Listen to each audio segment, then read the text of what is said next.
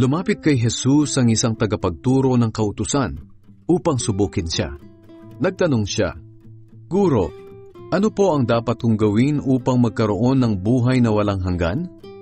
Sumagot si Jesus, "Ano ang nakasulat sa kautusan?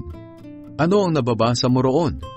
Sumagot ang lalaki, "Mahalin mo ang Panginoon mong Diyos ng buong puso, ng buong kaluluwa, ng buong lakas at ng buong pag-iisip.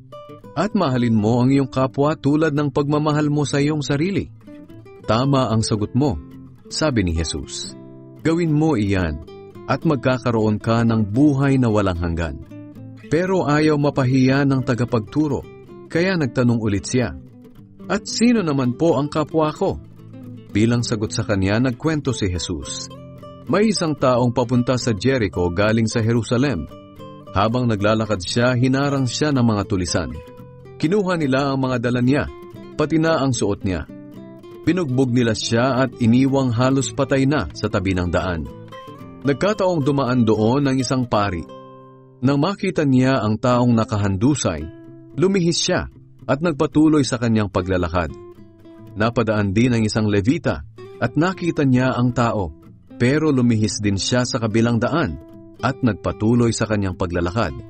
Pero may isang Samaritanong naglalakbay na napadaan doon. Nakita niya ang taong nakahandusay at naawa siya. Nilapitan niya ang lalaki.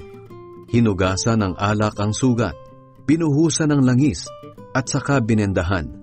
Pagkatapos, isinakay niya ang tao sa sinasakyan niyang hayop, dinala sa bahay panuluyan, at inalagaan doon. Kinabukasan, binigyan ng Samaritano ng pera ang may-ari ng bahay panuluyan at sinabi, "Alagaan mo siya at kung kulang pa yan sa magagastos mo, ay babayaran kita pagbalik ko." Nagtanong ngayon si Jesus sa tagapagturo ng kautusan, "Sa palagay mo, sino sa tatlong ito ang nagpakita na siya ang tunay na kapwa-tao ng biktima ng mga tulisan?"